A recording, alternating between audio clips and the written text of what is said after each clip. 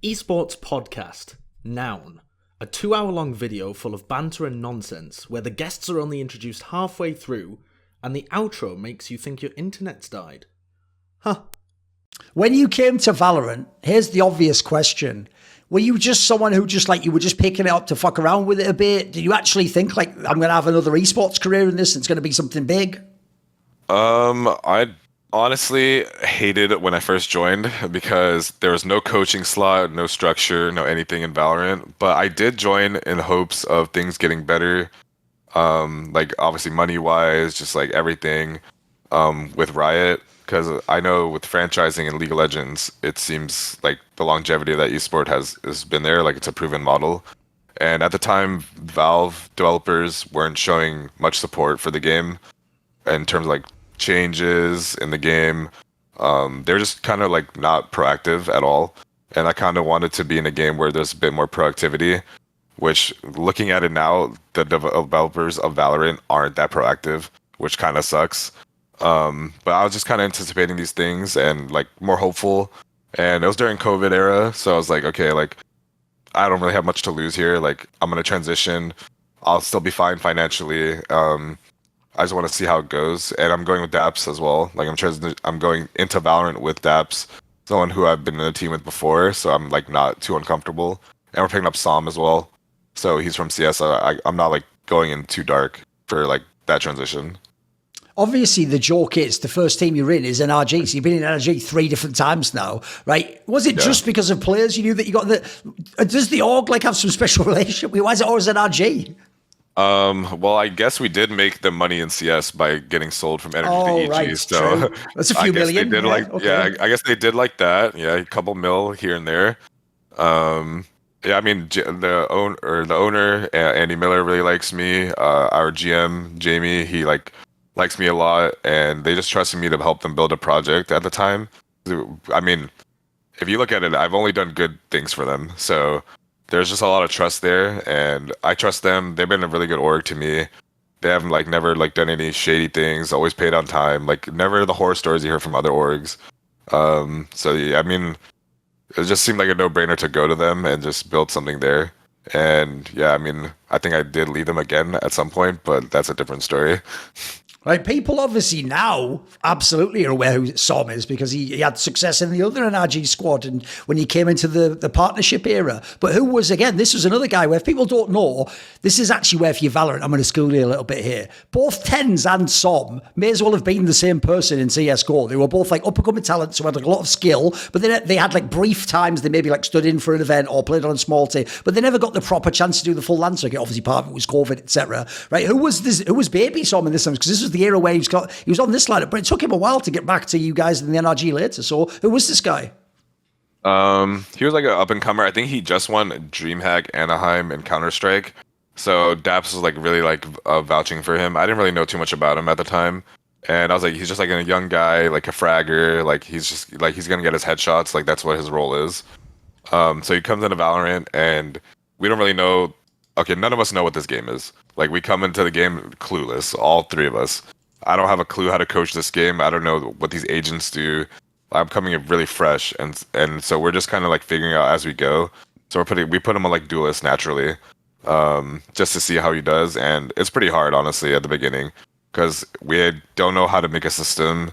So early on with that team, it was just not super easy to make Som a good player. He was just kind of struggling in a system where it was not meant to thrive in. We didn't set him up well, and we didn't know how to do it. After this, there was a time, brief enough, where you were in TSM. But I think I sort of get why this might be, because obviously Hazed was there from the old CLG days. Sub Rosa was a CLG player. Wardell was around, obviously, the NA scene in the online here. Was it connection with players that got you into this team? I think I had a good connection with Gales on TSM. Okay. He knew me from Counter-Strike. And, I mean, I just had a good rep. I think my reputation helped me get in some of these teams. And yeah, I mean, I knew Hayes. They were looking for a coach. I mean, Hayes helped me get on CLG in the first place when I first started years and years ago. So I kind of owe him for that. And then he got me into TSM. And I knew Sabrosa, old teammate of mine. Wardell knew from Counter-Strike. it seemed like a no-brainer. They were looking for like a CS mind. I kind of understood the game better at that point, so it just seemed like everything fit perfectly together. Like there was no reason for it not to happen. Let me ask you a question that will give you a chance to potentially, you can either be humble or you can flex your ego a little bit. So it goes like this. If anyone's following the track of this story, every time you join a team, it just goes to the next level. And so people might not remember, OpTic's lineup was originally Envy at the end of this same year when we came back to the lands. And you guys went to Champions, so the World Championship of Valorant. And it was you'd only just joined the team, and this team immediately is like a team that can actually compete, right? Are you talking about the first champions? Oh, you're talking about the OpTic champions, right? No, the Envy one. Oh, no, that Envy one we actually did terrible, I think. No, but I mean, you got to join this lineup. Like, this is the first one with basically the same squad. Oh, yeah. Joining that team, yeah, that was definitely a good experience for me. That's kind of like similar to when I joined OpTic and CS. I didn't really understand too much of Valorant yet, but I got to a point where, like, I learned a lot with that team. We went to, like, a boot camp in Berlin. We learned a lot. We played against like a bunch of players who now are in franchising that weren't before. I mean, I know they needed like more structure, because it was pretty hard for FNS to do everything on his own.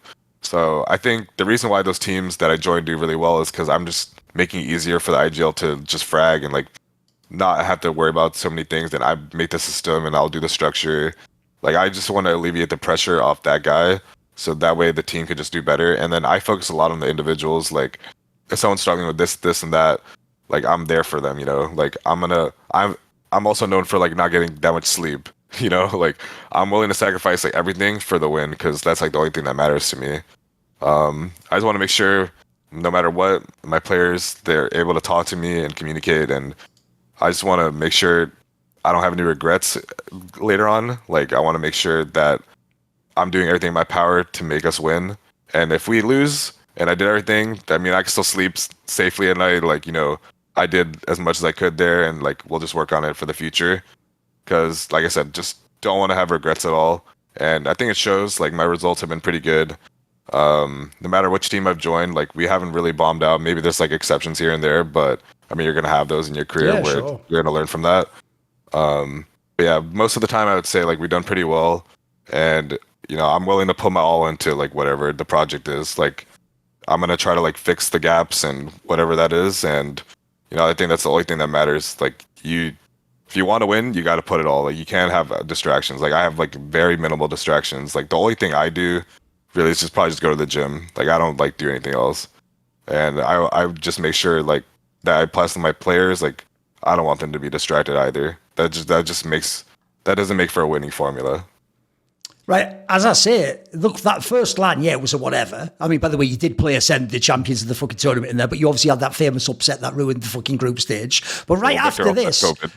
Oh, there was that as well. Yes, true. There was that thing that at the time everyone had to downplay, but like one of the players literally was ill, if you don't know. And at the time, there was this weird setup where you could still sort of like play from your room or something mental like that, right? So whatever. I think the less we all talk about that LAN, just forget about that. We just go back to win the world. Obviously, the next year was incredible. Like the first tournament, the Reykjavik one, you guys just won the whole LAN. Like in theory, that means you're the best team in the world at this time, right? Yeah, I mean, we definitely did some crazy stuff for that event. I remember before a character got introduced, and I was actually talking with Daps, funny enough. He was in Counter-Strike, and he was talking about like this neon character, where basically this character, when it came out, it basically just had like infinite speed. Like you could break timings. Like he kind of taught to me, and in my head I was like, this makes sense. So there's basically a character in the game that can break every timing possible that you've basically been playing for the past 2 years. Why would you not play it? And no one was playing it for some reason. And I was like a huge believer in this character. I think I saw like Liquid Soulcast. He was playing it, but not to the level that I wanted to play it. He was kind of just blocking it in and like doing things still kind of standard. And I was just like, okay, we should just abuse the fuck out of this character. Like put Victor on it. Ye really wanted to play Chamber because Chamber just came out. So we're just playing like 2 new characters, and we're just like making our own meta. Because we were just like, okay, let's just play like this stuff, because the maps seem hard right now, like playing the normal way. Like everyone's playing like the standard style with like Jet and all that stuff, and it just seems too hard. Like let's just figure it out on our own. And throughout that whole tournament in Reykjavik, we had like many different comps. I don't think people remember, but we were like changing a lot. Like I was like staying up in the prac room like every day. There's like KO. People thought that was a terrible character as well, and that character also like it's kind of crazy. It basically just makes the game Counter-Strike. You like disable them with that knife, they just become a CS agent. So I was just like, okay, I'm just gonna learn to use this character as well, take away all their abilities, play this Neon character, run at them with like a bunch of fucking util, and then I'm gonna have this Chamber character where Ye was playing, who just if they run away from my Neon and my Counter-Strike agent, they're just gonna run into his op, and that's like super hard to deal with. So that's like how we won that event, was just like structuring everything around that kind of mentality of like we're gonna like force them into the op, and if they don't run into our trap right away, then they run into the op instantly. And it's super hard because there's too many angles to clear, and I think we were just kind of ahead of like how we want to clear out parts of the map that other people didn't understand at the time, like why those people were in those spots, or like why people were doing those things, like why was Victor there and why was Ye there. Like people didn't click right then and there for most people. As I said in the Counter-Strike part, that's why I set up the StarSeries event all the way back in 2017. It's like the origin of some of the coaching elements, right? Because if people don't know, the reason why some of this has to be you, that's why I give you a chance if you want to flex and say you were the best coach at the time or you're ahead of the game, is because at the time as well, I know that Valorant has the same issue that Overwatch had, which is there aren't VODs. Like there are only VODs, sorry. There aren't demos. You can't go and like in a Counter-Strike, you can pick the whole thing apart. You can watch every round back. You can see every person's POV. You can see all the utility stuff. If people don't know, just like Overwatch, you had to watch the VOD and you had to literally just like by hand mark stuff, right? And if like on the VOD, the observer's like, hey, you have to be like, oh, fuck, is there someone around there? Is it on the edge of the smoke? Like, I heard it's mental, mate. And so I would say this, that in my opinion, as much as it makes a coach's job harder, it's surely also going to make the good coaches like even more valuable, right? Especially if you're at a LAN, because there's the other thing, they change the patches, they bring out new agents, and you haven't got information to show on these people. You got to do like the old school Counter-Strike LANs, you got to do it overnight after you play them the first match, or you see someone else use it. So this must have been, like, do you think you were ahead of the game as a coach? It seems that you were able to sort of flex your skills a lot. Yeah, I mean, the experience definitely helped me. I don't think there's many people with that much experience back then. I mean, I'm like, yeah, like you said, I'm like looking at the Twitch VOD, I'm like staring at the radar, like I'm literally zooming in, because you have to see certain util that's just impossible to see if you just like play your monitor out regularly. Like I can't see like a Viper Orb or a Cypher Cage without zooming in. Like I have to like pay attention to every timing.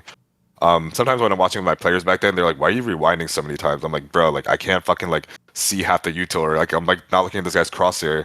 One round I'm looking at the radar, one round I'm looking at, or like when I'm playing the second time I'm looking at the crosshair, the time I'm looking at the spectator UI. Like it's too hard to pay attention to everything in that game, like the first time you watch the VOD, because it's not like CS. In CS, the demo is super easy. I use my time scale command, I use my keyboard, I one hand like watch the whole VOD. Super easy. I can like save the flash, replay the flash, test out the flash. Like it's super fast. And there's so many tools in CS that make it way easier and way more productive. In Valorant, you're kind of like forced to watch these VODs. You have to first of all find the VOD. Sometimes the VODs are just gone somehow. I have no idea how that's possible. Then if you do find it, you have to like rewatch it like 3 or 4 times to get anything out of it. And I mean, that part's just ridiculous. I don't know how people in Overwatch have dealt with that for so long. Like, I was assuming, this is like brought me back to the Valorant developers not being very proactive as I thought they would be. Because they did say there would be a replay system at some point that just, now they have said there is 0 ETA on, which is ridiculous, I think, for a game that's esports focused. So that's where like my gripes with like the Valorant stuff is. But yeah, like for like events in general, like that VOD preparation is pretty hard. So if you're a good coach, you can make the most out of that VOD.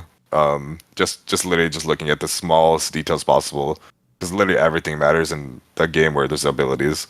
There's just too much stuff going on. So you can find that one thing that's a constant. It just makes it way easier for your players. Like if there's an orb that gives away something, or a position, a player that never fakes, stuff like that, it just gives you that edge. One player who obviously ties into the story that we were talking about in Reykjavik and how you were able to use these comps. I mean, he was the guy playing the KO and playing the Neon. It's obviously Victor, right? And I think this is actually where people saw... It's funny because in the team, obviously, the name Ye dominates in the stats. People maybe know FNS from Counter-Strike, etc. But this feels like when people finally gave this guy his shine. Who was Victor? Victor, you know, he was a Counter-Strike player. He came from like E United, I think, and Swole Patrol. Like he was kind of like an up and comer. I think if he probably stayed in Counter Strike, he probably would have been on one of these teams right now. Right. Or one of the topper NA teams. Maybe he could have even been a Liquid. Who knows? If he kept continuing at it, but he was definitely like on the rise. Going into Valorant, he was probably like one of the better Valorant pros just off the rip. I think he had like a natural talent for the game, just the shooting style and like how the abilities worked. If people don't know it, you've been used to every now and then just fuck around and do a duelist in some of these games, right? Yeah, exactly. And he was like, he's really good at learning things like pretty quickly. Like certain agents, like the reason why he was Neon was because not only was he already a duelist, he already liked playing that. Well, actually, he didn't like playing the agent. He liked learning new agents because one quote that he likes to say is he's versatile. And I was like, okay, if you're really that versatile, then you're gonna play this agent and you're gonna learn to like it. So at first he didn't really like playing Neon, but then we had to like, well, like when I was like, I used to live with him at the time and early on in the team, and walking back home, I was like, hey, brother, you just gotta trust me. Like he had a level of respect for me where it's like, you gotta trust me. This character is gonna be insane for you. And then fast forward, we go to that Iceland event, and we're making crashies learn these like KO knives for him, and like Ye's like baiting him, and like he's making all this space. Like his main job was to make space, so he's super selfless. Like he didn't care if he got like a 4K or ace, or if he got like 1 kill or 0. So sometimes he would just slide in as Neon, insta get one tapped, and I was like, okay, that sucks, because the stun mechanic is terrible in that game, where you can just get one tapped even if you have like a Vandal or like a Phantom, like they could just one tap you. And that's super demotivating for most players. But I think for him, his mental is pretty strong, where even if he was like taken out of the game early, it didn't matter. Like he would just keep going, because he knew like he had a trust in the system, and he trusted that, you know, like Ye and like FNS and like, you know, Marved, they're gonna close out the rounds. Like those guys who are last left alive, like he's done his job. So he has like barely any ego. Like he knows that to be a good to be in a good team, to have a good system, you can't have that ego. Like you can't play for stats, and I think that's what makes him really valuable. Is like he's never gonna do that in a team. He's just gonna do what he's told. He's gonna do his job, and if he has an opinion, he's gonna say it. And that's also another thing that most players lack. They're not gonna like want to voice their opinion. Is he gonna fight it to the death? Probably not. But at least he's going to voice it, which is like a good quality to have. This was the event as well, if people remember, where the original Loud lineup announced themselves to the world, and you had the back and forth. They beat in the upper bracket final, you beat them in the final. Who were these guys? Because obviously the weird thing is, coming out of the Brazil team, like, had you actually scrimmed these guys? Did they used to scrim you in NA? What was the like? Did you actually know what they were like? What was it like to battle them initially? So Loud, we didn't know anything about them besides what was played in that tournament. Obviously, like we watched their VODs and we saw they're on some massive, crazy win streak before that. Like they never lose, like literally never lose. Like we've lost in our region, like to like random teams here and there, but they just were so dominant. Like we're like, okay, these guys are probably the real deal. We played them the first time, they beat us. We're like, shit, like that's not good, because when they get the grand final veto advantage, they're able to ban 2 maps that they don't like, and we're like, okay, that's pretty devastating because we're pretty bad on some maps, and you know, it's hard to recover from a series where you're just knowing you're going to a BO5 with like only like 1 good map in the first 3. But those guys, yeah, they had like a lot of talent, like that, like Aspas. We knew like off the rip, like that guy was like an insane like rifler, opper, like hybrid. Like he had like certain plays he liked, which we knew of, but like, he's like one of those guys where like he could do something like 50 times and you know about it, but he's still gonna do it and still shit on you. Like that's like that kind of player. And then obviously like the mid rounding was really like fluid by them. Like they were really good on Ascent. I know like Sadak, like their IGL, he was like one of the first people to like wave utility. So like he would like throw like a first set, wait for the second set, and then like re-hit it. Like he was like known for that at the time. So they were just doing things that no one was doing at the time that now it just seems like easy, like basic work.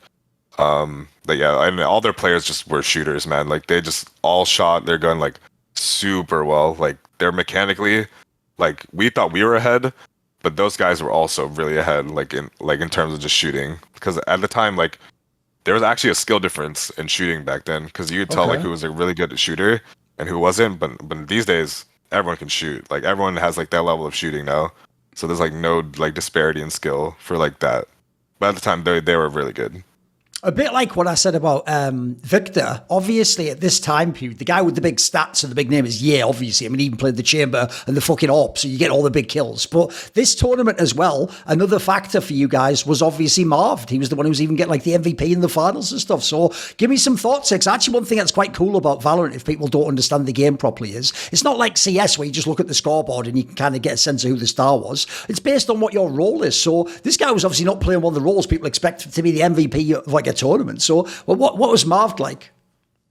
Marved, he was actually one of those teammates in the like where he kind of voices his opinion literally always, and he's gonna be the guy who's gonna fix like the problems in the team that most people are too afraid to like have that confrontation, which is pretty good. Did he always do it the best way possible? Probably not. Okay. Did he at least get it done?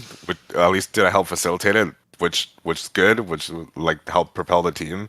That was like a good quality to have. So, I mean, for that outside of the game was really good by him. Like him just helping those conversations and like getting it started. That was like super valuable for us. And obviously he was a grinder. He DMs like he would like during that tournament specifically, he was like death matching like 10, 12 times like at the night after practice.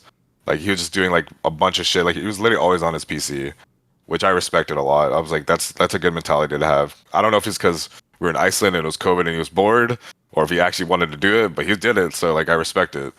And in game, obviously he's like a really big closer. Like he was put in a lot of positions to just be one of the few last guys alive, and like we had a lot of trust in him to just win the clutch, like win those like 1v2s, 1v3s. Like he was very good. He was very reliable for that. Like I think that's something in a team where if you have a guy like that, and like he knows how to isolate his duels really well. And his Omen was like really, really good. Like he was like using his TPs really well, like using his one ways, like etc. Like he was making like plays that like people just didn't even think were possible at the time. He was just like, exploiting the character like super well and like winning. That's the reason why he won so many clutches too. He's like he also came from CS like a little bit, where he kind of had like a CS mindset of like how to isolate duels.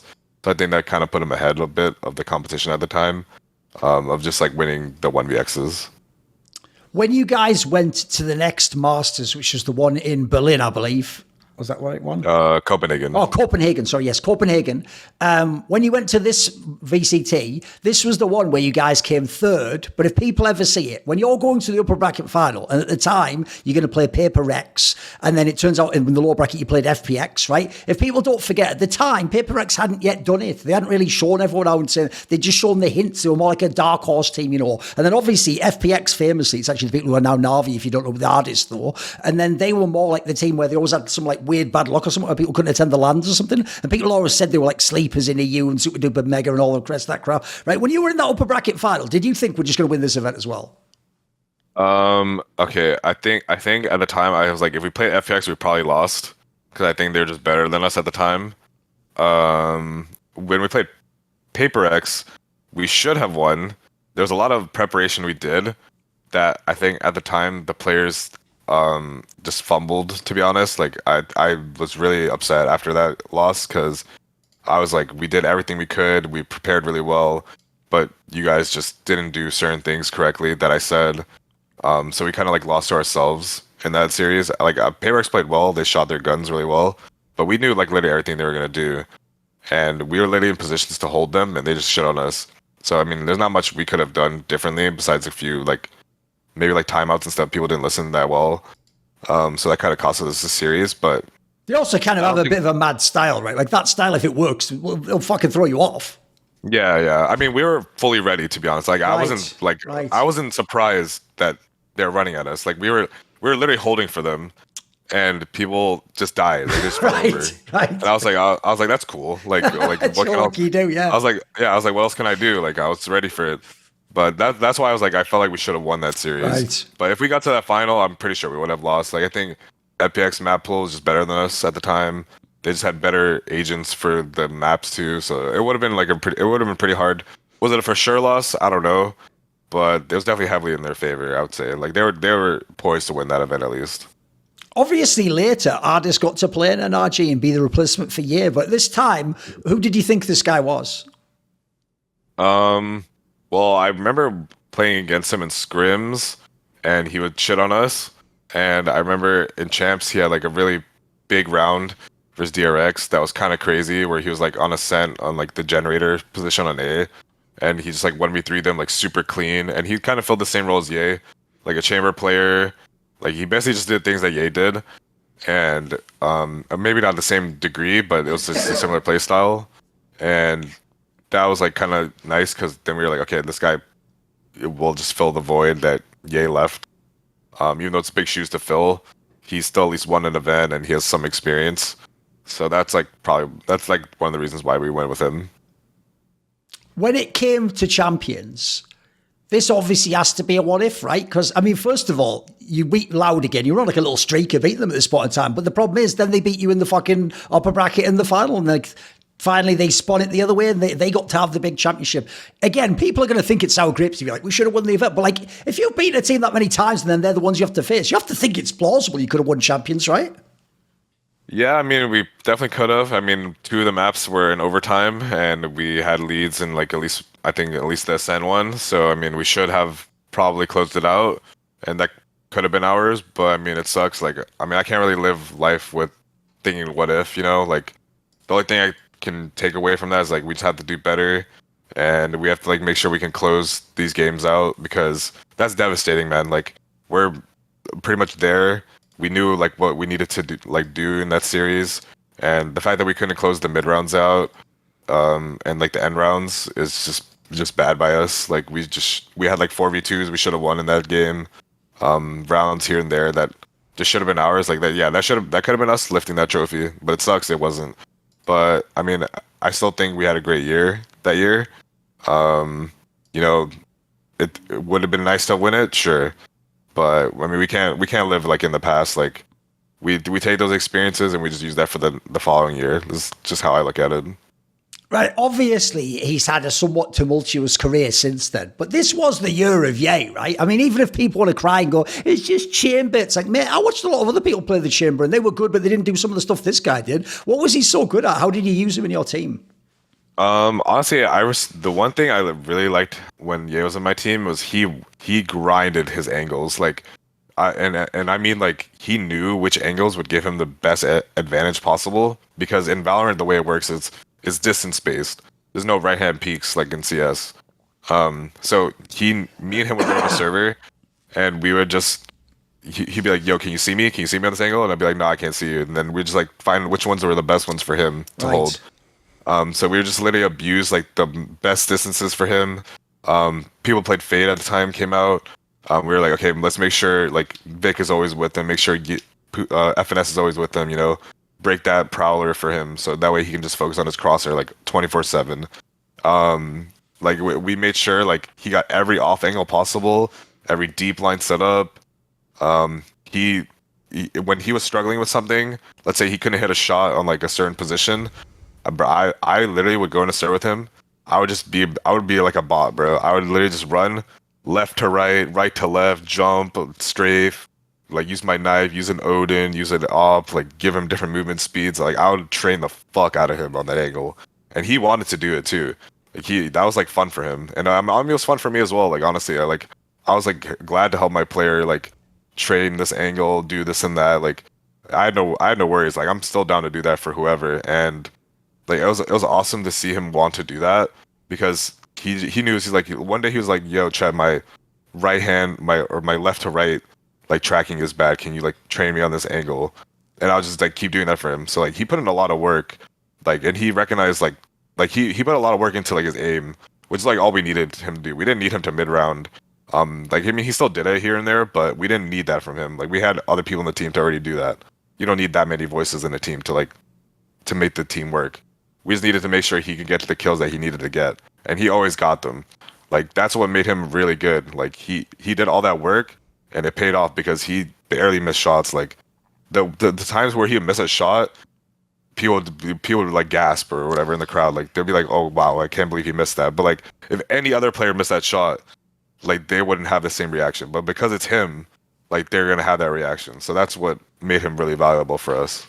Because obviously, if people don't know, part of what somewhat put him into the twister, as it were, and somewhat ruined his career for a while, was the whole thing where when the team didn't get into partnership and then he had to split up, well, he because he was like the simple of Valorant or whatever at the time, he obviously had a bonkers buyout, didn't he? So the premise was like no one was going to buy the whole squad, or if they could, there was only one or two options where that was even plausible. And at the time, people actually thought he was the most eligible person. He could go anywhere he wants to, right? Obviously, famously, it didn't work out in that Cloud9. Well, I say it didn't work out. They barely even fucking played, played like 2 matches or something stupid, and then they were like, that's the end of that then. And then he left the squad. And since then, people do that really reductive thing fans do, where they go, well, of course, you see, Chamber was nerfed, so he just wasn't a good player anymore. And it's like, bro, like you're saying there, it wasn't just Chamber. Like, he used to just kill everyone with the sidearm half the fucking time in the game. He was ridiculous. So what's your theory as an outsider? What do you think went wrong? Why hasn't he been able to be the player we saw in OpTic for the years after?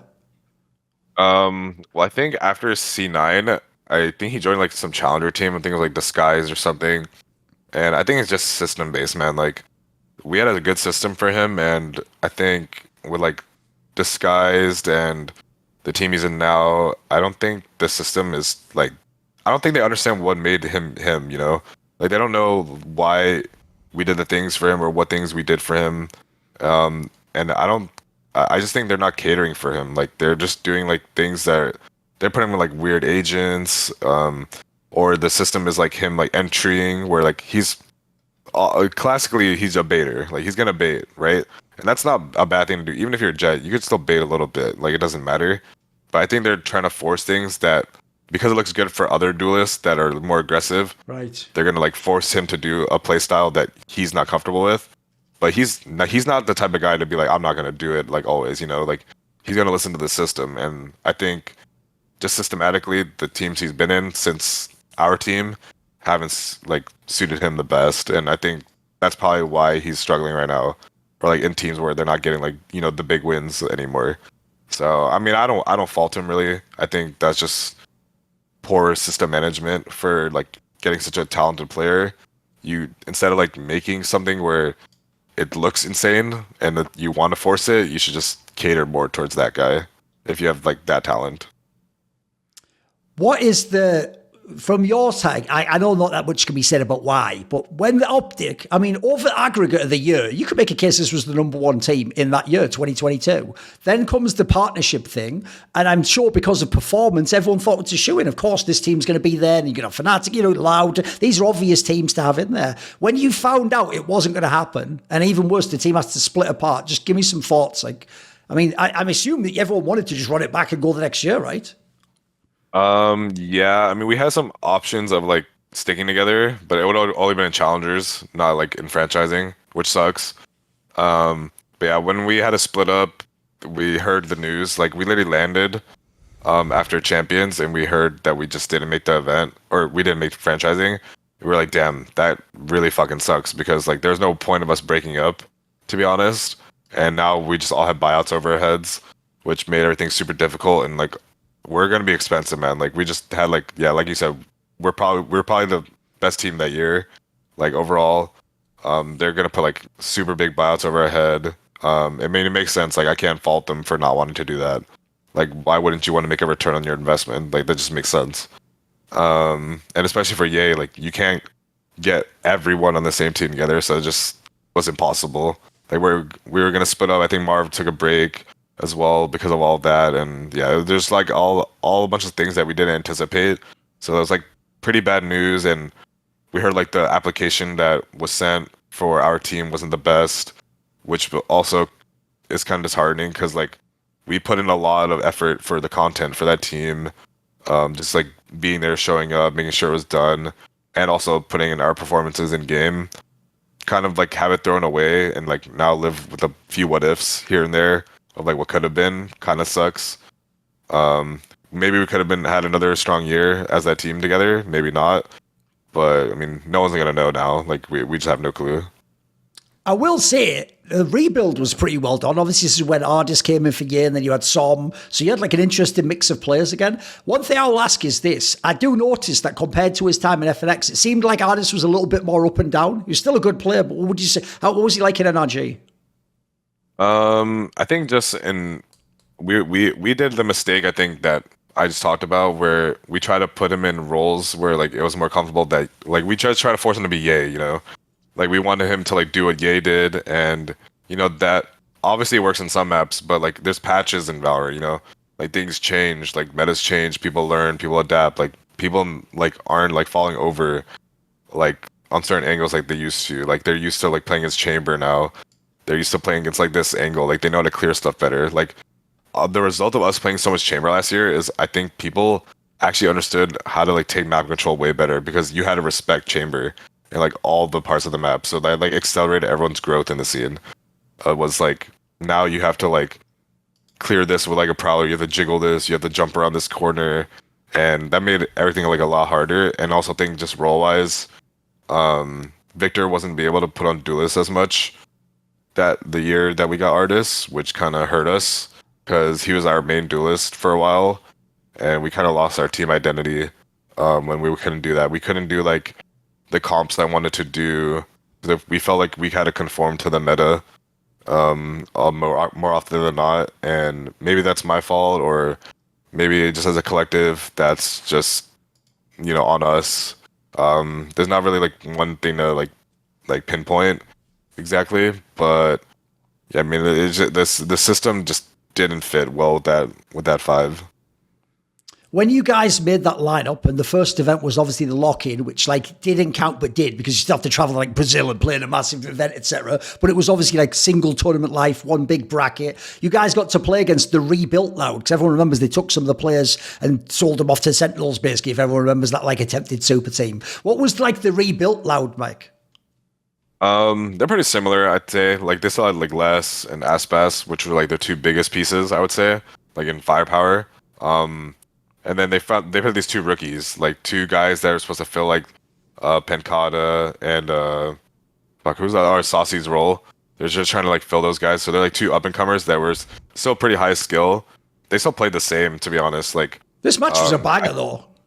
yeah, it was another disheartening game for us to lose, because we should have probably won that one.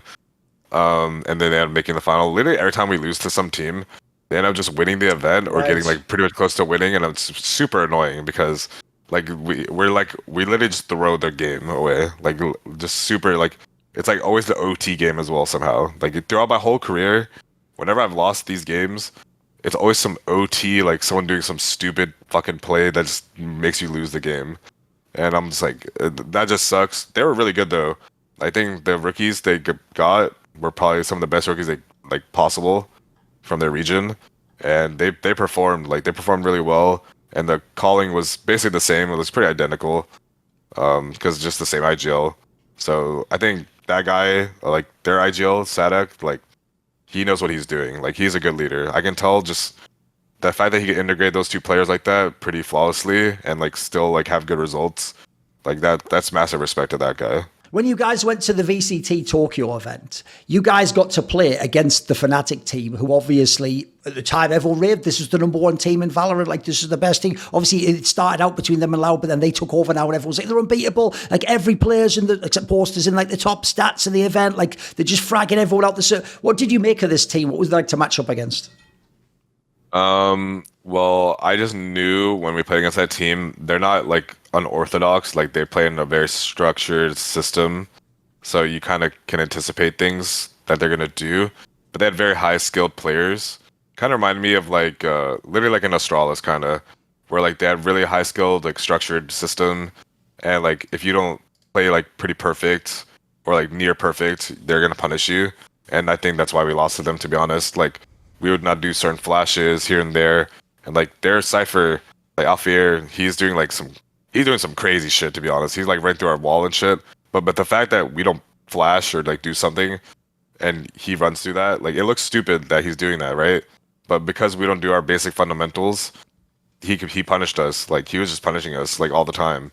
And I think that's when I kind of knew we were like falling behind a bit, like structurally. They just were like we weren't on point at all. Like in that tournament, we were like kind of like always playing catch up, or like our fundamentals were behind, and we were doing our best to fix it during the tournament. But you could just tell that FNATIC team was like miles ahead structurally. Like their fundamentals, maybe it was just natural chemistry, but their chem was just all like on point. Like one guy would like fuck up, but then the next guy knew how to make up for it. Like for example, and like yeah, just like they just punish things super well. Like if there's a gap, they exploited it pretty well.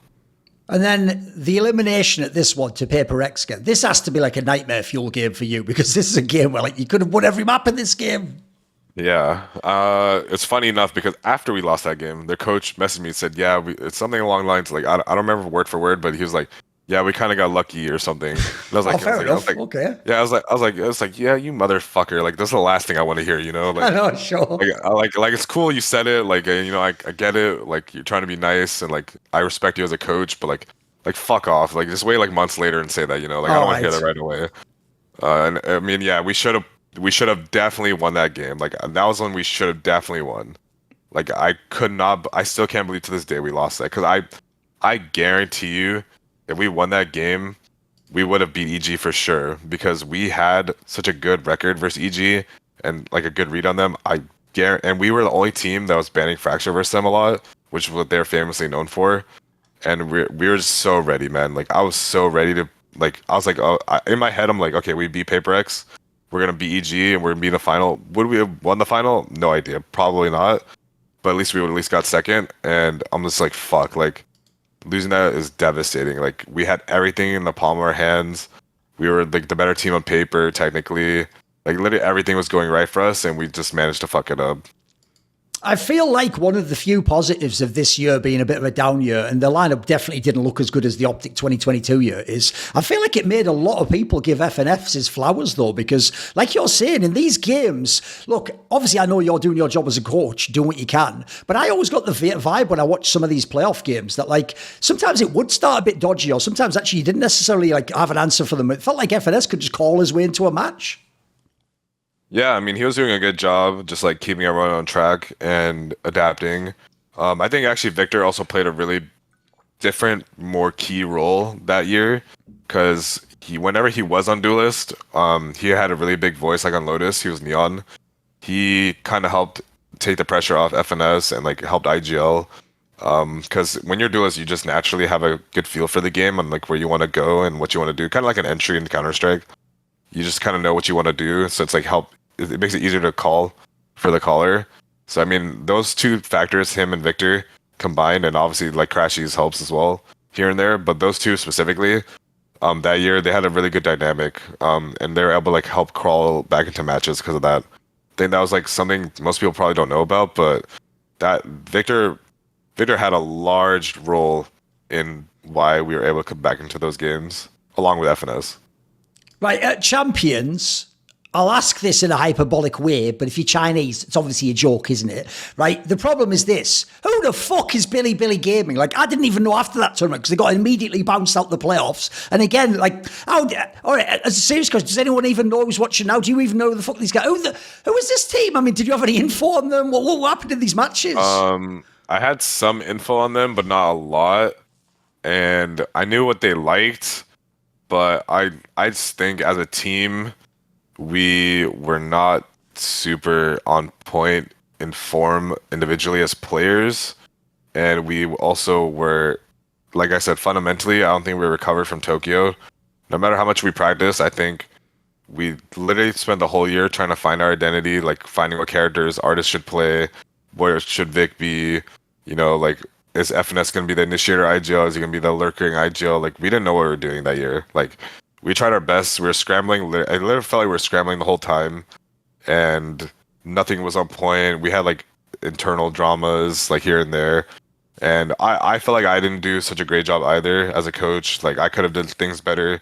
Where now we had that long off season, I reflected a lot on like things that I should have done. So when I carried it into this year, like I fixed the things that I think there were issues for me. That cause I feel like I could have been a better coach for my players. Like there's things that I could have reached out more. I could have messaged this guy. I could have like did things with this dude. Like if there's something FNS needed, like why didn't I do this for him? You know, like there's just missing elements that we did in the OpTic year and years prior in my other teams in other games or in CS, and I just didn't do that year. Like there's like lapses and like absences and things that I should have done. Maybe my players had things they wanted to do too that they feel like they had the same issues with, but I just know what I should have done, and I think I just executed poorly. Like that just sucks, like to feel that way. But at least I was able to recognize it and try to like work on it. I understand. Like that's the only thing you can do. Yeah, that's like the only thing I could have done is just try to be better for the next time. I understand at this point in time, FNS has played quite a long time in his esports career. He's grinded and he's been at the bottom level, he's been at the top level. Isn't it kind of a travesty that he walks away from being an in-game leader at this point in time? Like, didn't he have more to give? Yeah. I mean, I think me and him kind of ran our like course together. I mean, we did all we could. I think we just kind of started seeing the game a little bit differently. Maybe in the future we would work together again, but I think we just needed a new environment change to both of us. I mean, I'm pretty sure he was looking for a team. There's just nothing that interested him. And for me, I was looking just for something fresh. We're just looking at the horizons for like whatever at the time. Sometimes it's good to just have something fresh, man. Like when you're doing something with someone, like playing with somebody for so long, or you're like so used to like doing things that way that you're not learning anything. Like I'm not gaining anything from like unless I like lose like a really hard match. I'm not changing my style. I'm not improving as like a coach, or my players aren't improving as players because we're kind of just doing the same thing just with a different player. Like we're just doing with artists, we're doing with the SOM. We're not like gaining anything out of it. So I think just a fresh environment change, like a whole rehaul, kind of like what we did, was like super important for myself, for Victor, for Crashies, like for our careers to get better. Like even though I've been doing it for so long, there's still things for me to learn, things for me to do, things for me to get better, and that's the same for my players. And you kind of honestly, when you're in a new environment, it's just gonna make you that much better. Like maybe it's a negative experience that propels you to be the better person, a positive experience, but those are the things that actually matter, like for your career, like over time. The one player from the OpTic era I didn't ask about, who's obviously still with you to this day, is Crashies. So give me some thoughts on this player. Crashies, honestly, I think without him, we probably would have lost a lot more games than we should have. He mid-rounds a lot for such a newer player on the scene, because he wasn't like anyone in CS, to be honest. Like he was just like a rookie player. But going into Valorant, I think he was a bit of a hothead when he first started. I'll say that. He matured pretty quickly because he took criticism super well in Envy to OpTic, where there's like all the things that I knew and all the things that FNS said to him. Dude, he took that really well. Like he became like he feels like a player that's been playing for years, like 5+ years. And that's like something most players like at his age, or like with his level of years playing, just don't have, you know, like they can't take that information that quickly and apply it that fast. So the fact that he did that, matured really quickly, and became basically like a second IGL in no sort of way, is super valuable. And he knows how to like manipulate his util really well. Like as a Sova player, it's super important because you're like the guy who gathers information for your team. He knows like how to space his timings out really well, to a point where people are literally just copying him and like doing what he was doing, you know? Like people are just doing like what is Crashies gonna do this round? What is he gonna do as Fade? What is he gonna do as Sova? Like he set the trend on like how he wanted to do things. And yeah, I mean without him, literally, like I don't know. There's just things that other people just couldn't replicate. Like there's just certain like utilities that like his utility is just on point. Like he's like it's literally a masterclass with his util. One of the moves that happened on the off season is obviously with all the shenanigans over at Evil Geniuses, you were able to get Ethan and Demon 1. Now, Ethan now is the in-game leader, like we said, from all the way back. We've come all full circle from the beginning of the interview. Who is Ethan, the in-game leader? And then what is it like to get Demon 1? Because Demon 1 obviously is, despite the fact he had this a lot for raw because he won champions, is incredibly raw. Like when the joke is he used to play fucking Unreal Tournament. He's not even a CS guy. Yeah, I mean with Ethan, like in Counter-Strike, me and Daps called it one day. We were like, yeah, this kid's gonna IGL one day because he just talks too fucking much, man. He has too many opinions. He has too many like. I would bring like a smoke to practice in Counter-Strike. This kid would be like, this smoke is dog shit. I hate this lineup. I'm gonna make like 6 different lineups. I'm like, bro, like, all right, you got that, man. Like go for it. Like he cares a lot. Like he cares a lot. Like I mean, that's why he was like a really good player in Counter-Strike. And like you can tell like his positioning and like everything like. He thinks about the game in a really like cerebral way. Like he knows like which engagements to take, like, and if you can apply that to your calling, which he was like mid-rounding in Counter-Strike, and he's been under all these systems, it's only a matter of time. Like when we were in Counter-Strike, we were like, only a matter of time he's gonna like become an IGL. So when he texted me, and I didn't even know he was on the market. He just texted me one day and he was like, "Oh, I'm probably gonna end up leaving EG. I think the org's like kind of dying or whatever. Like they're like selling off their players." That was like a months and months process though of getting him, but yeah, I mean he has developed quite well into the role. I mean, I already expected it from being with him for so many years that for such a vocal player, it's only going to be natural that you're going to eventually IGL. And he's young still. I think he's only like 24, which is crazy. So he has a lot of years of like game in him left. Like he can easily go on for another 6-7 years. And he'd probably be like one of the best like IGLs like of all time. Like I would say, like you have that much experience, been in that many lands. The thing is, one thing people don't realize is, in Valorant, you're only going to like 2 or 3 lands a year. Yes. Dude, Ethan's been to like many lands, like well over 70 He's been to lands. as many as like some of all the people on the other team combined, basically. Yeah, basically. Like, he has experience that literally people just can't get in this game. Yes. Yeah, it's unreal. So like, if he has that and he's still playing and he's going to that many, still the same amount of lands as these other people, I don't see how people can catch up to him, to be honest. Like, he just has like an unreal mental, like just everything about him. Like he's like for a coach, that's super nice to have. Like he's super reliable. Like that's like the word I would give him.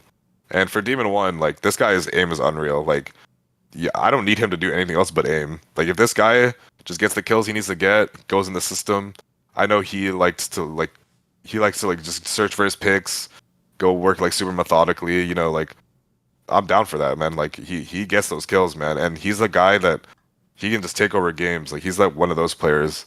He can just like sit in a spot. He's gonna turn it up, and he's gonna get like 2K, 3K. He just hits like some unreal flicks. Like he's an unreal tournament player.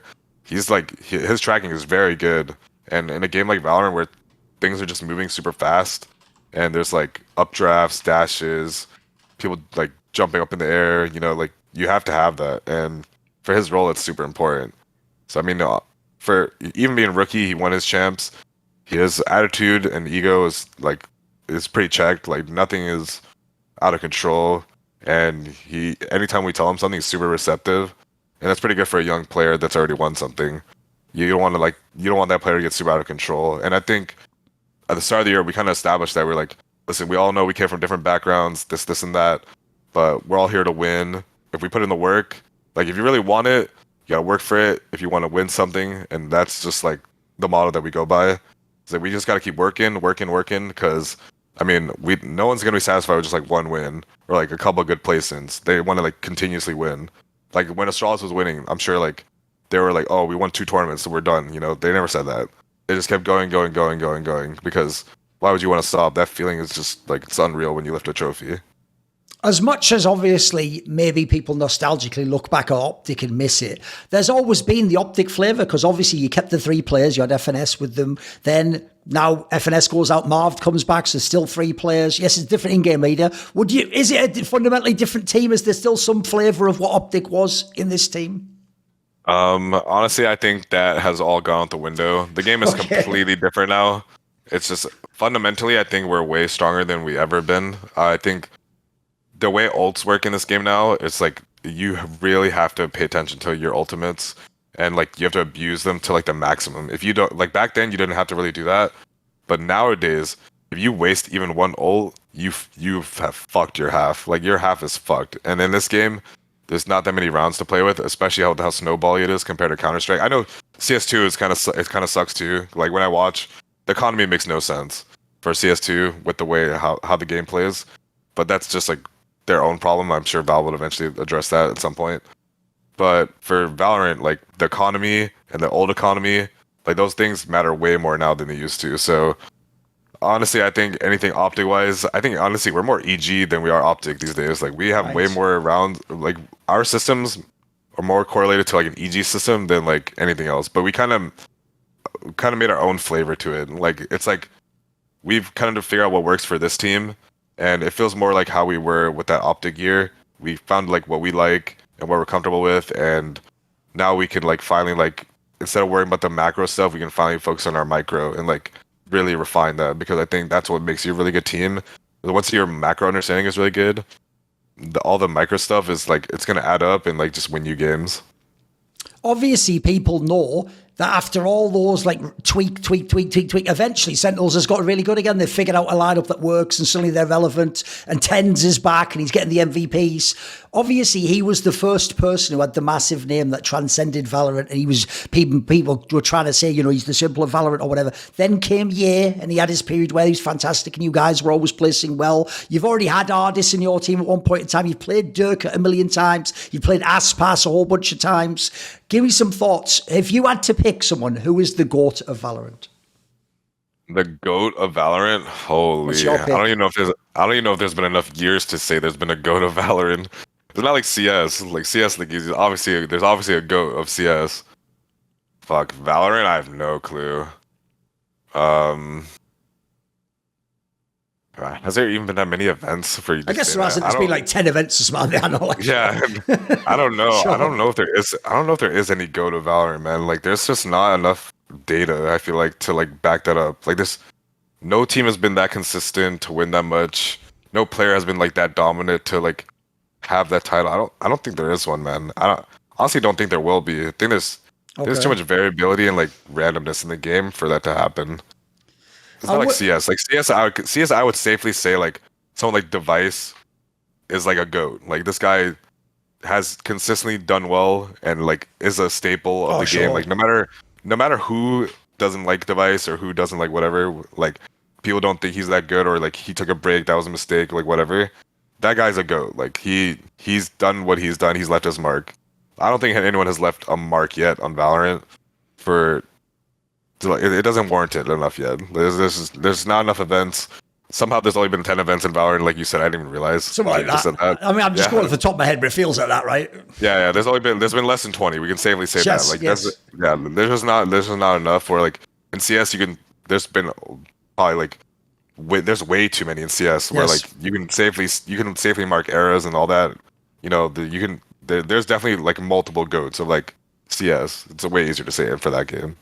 Even though it turns out he was just teasing us all along, there was a time period in CS where people thought when Simple took his break at the beginning of CS2 that he might actually switch over to Valorant. I mean, to be fair, obviously now he's been in Valorant, so there's people thought it's like a clever way he could keep his contract, basically. Right? He claims he's not going to, and that at some point he's coming back to CS. He's going to play there. Right? I actually told Ethan this in my interview with him, because if people don't know, the other problem is loads of CS players obviously came over to Valorant, but a lot of them were the tier 2 or tier 1.5 players. So I always say to people who are from CS, right, the best CS player that went over technically is Ethan, if you think about who was at the top and was actually still really good. And then the most decorated is probably Nitro. You know, he wasn't there for that long, but he was over there, right? You've never actually had, though, like a Simple and Nico, Monacy, some of these people, Donk, these people.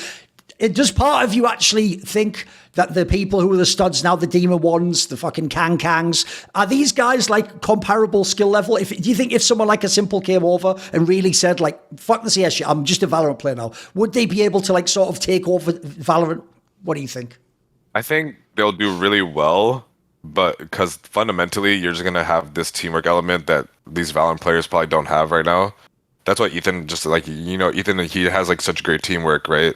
That's something you can't really teach like instantly. Like, it happens over time. I don't think they would own individually because it's really hard to be individually like on top always. And there's just some things in Valorant that just you have to play enough to like pick up on it. Like you can't just switch over and just expect to be good. And honestly, if I was Simple and like Monacy, like fucking stay away from this game, bro. Stay there, man. That game is much more defined. Like just stay there. Like be happy, man. There's no point of them coming here. Like the Demon Ones and like all these people, like they this is their game. Just let it be, you know. I know, obviously, look, you've hinted at it, so I've got to ask the question. Obviously, right now, you are a professional Valorant coach. You work for NRG. You've got your career in Valorant. Let's hope the future... Let's hope, you know what? Let's hope for the best. Let's hope replayers come. Let's hope there's 7 lands a year. Let's hope there's all these cool things that we all want in the game, you know, to make it a bit cooler, a bit less like League of Legends circuit, I would say, as someone who followed that game for a long time. But let me ask the obvious question. CS2 is here. Quite frankly, the one thing, even though I actually have my own reservations about some things in the game, the one thing you have to say say is good about this, though, it's just like essentially extended CS's life. Like it's clearly going to go on for, it feels like another 10 years if they want, right? In fact, I think CS will always be around, quite frankly, as long as esports is. So does part of you think one day, do I have to say it like that? You know, one day, does one day Chet return and he comes to CS 2 or 3 or whatever? Yeah, I definitely wouldn't rule it out. I definitely watch the game literally every day still. Right. I like watching it all the time. It's kind of like when you like watch like football, you know, like you're always going to watch it cuz like it's like just goated, you know, like it's like goated sport. Like you have your NBAs and shit. Like I don't know if Valorant's comparable to NBA. I don't know what you would compare it to, but basically like Counter-Strike is like football, you know? Like it's like insane game, like it's always going to be like entertaining to watch. The strategy of CS is like, for me, it's like nothing else compares to it.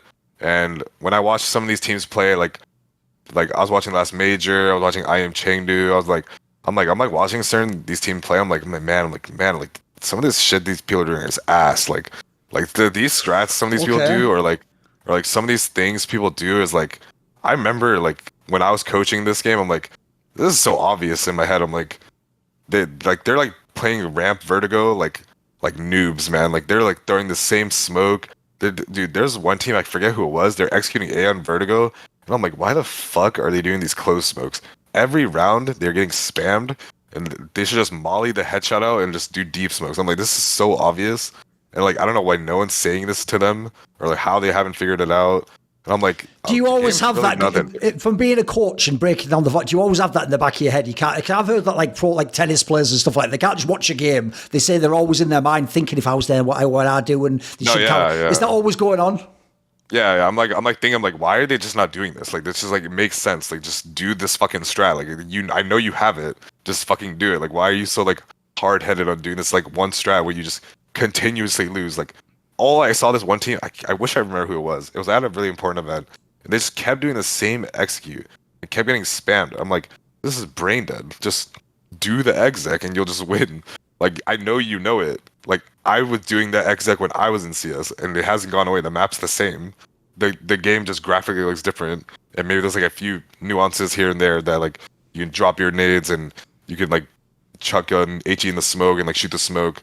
But like that shit is not going to change the round that much. Like, just there's just things of that game that I like a lot. So yeah, I mean, I wouldn't never rule out me ever. Like, I would eventually come back one day. I don't know when that day is, but I would never rule it out. It would definitely have to be for the right team at the right time. Like, I don't think I would join a team that's like super. Like, I would never join an NA team that's like super rookie. Like I have like my level of standards. Like, if I was to be approached by a different team that like had some level of experience, I would definitely consider it at some point. I don't know when the fuck that would be, but I would never rule it out, because that game, just like, for me, it's always going to have a place in my heart where, you know, it's where I started. I mean, when I started, I was making no money. I was playing the game in the beta for fun. You know, like, I genuinely enjoyed it. So it's just something I'm always going to enjoy.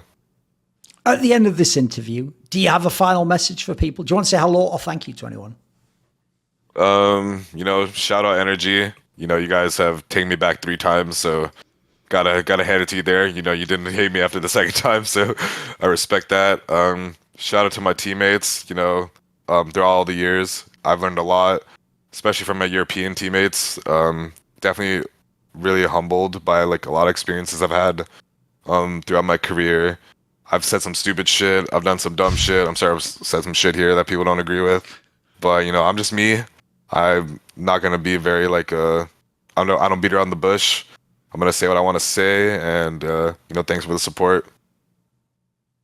In this esports world, it can seem like everyone's against you, but I've always got the Skrilluminati, my Patreon community, riding with me, and it is thanks to the support of the following people. This video and all of them on my channel are made possible: Matt Pugnaccio Rakula, Ahmed Haju, Frisky, Tosh, Jensen Gore, Animosity, Toucan, Tobias Bernasconi, if you've ever watched my videos, you know now I'm going to give a massive shout out to Jerky's Minion, the main man. Do you want to suggest a topic or a guest for my content? You want teasers? Find out who the upcoming interview guests are. Maybe you want to ask me a question. I tend to answer them at length in my video AMA. Do you want to take part in one of those dinner discussions where we talk about what you're interested in esports? Well, if any of these perks or more appeal to you, put your money where your mouth is. Join the Skilluminati today, where in the description box below is a Patreon link.